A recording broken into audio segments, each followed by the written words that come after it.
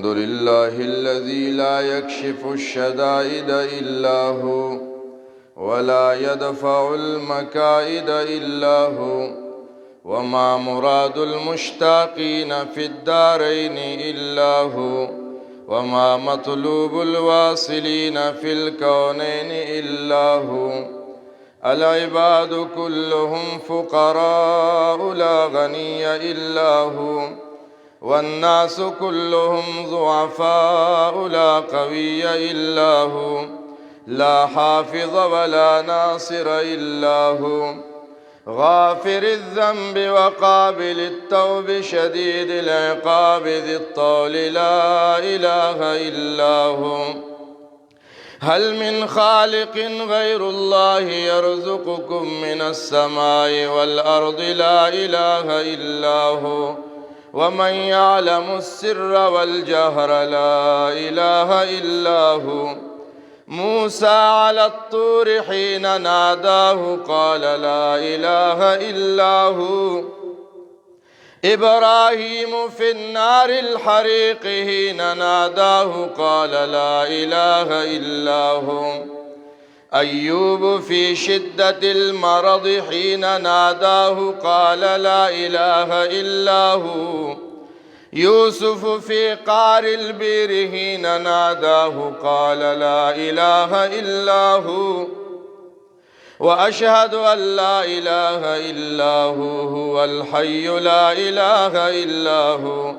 وأشهد أن محمدًا عبده ورسوله صلى الله تعالى عليه وعلى آله وبارك وسلم تسليما كثيرا كثيرا. أما بعد، فيا أيها الناس، إنما الدنيا دائرة ولذتها فانية وطاعتها باقية، حاصلها فوت وآخرها موت. إخواني، بدن ضعيف وزاد قليل وبحر عميق والنار حريق، والميزان دقيق والصراط عديل والقيامة قريبا والحاكم رب جليل.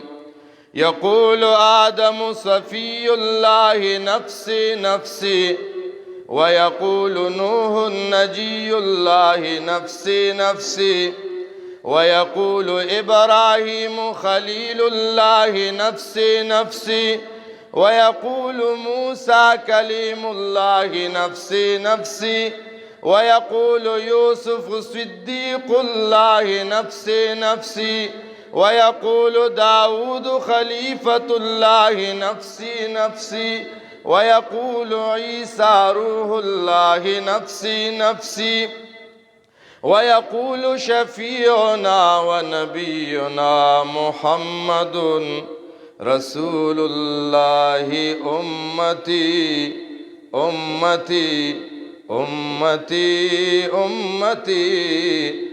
ويقول الجبار جل جلاله عبادي عبادي عبادي لا خوف عليكم اليوم ولا أنتم تحزنون. بارك الله لي ولكم في القرآن العظيم، ونفعني وإياكم بالآيات والذكر الحكيم.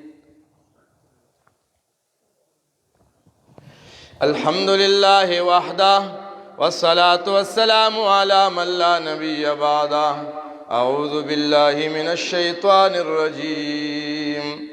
واتقوا يوما ترجعون فيه إلى الله ثم توفى كل نفس ما كسبت وهم لا يظلمون.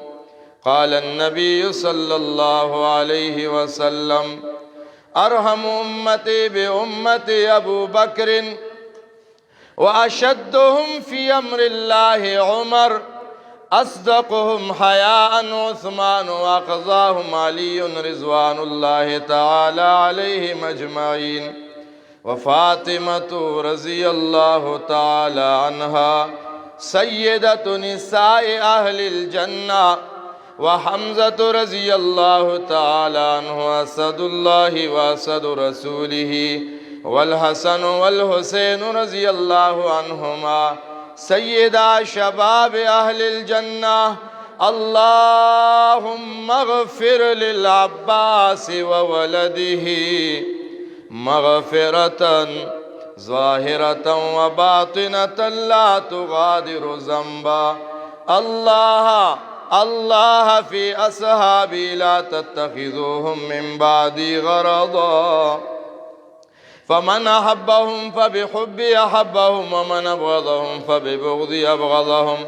وخير أمتي قرني، ثم الذين يلونهم، ثم الذين يلونهم. والسلطان المسلم ظل الله في الأرض، من أهان سلطان الله في الأرض أهانه الله. إن الله تعالى يأمر بالعدل والإحسان وإيتاء ذي القربى وينهى عن الفحشاء والمنكر والبغي يعظكم لعلكم تذكرون.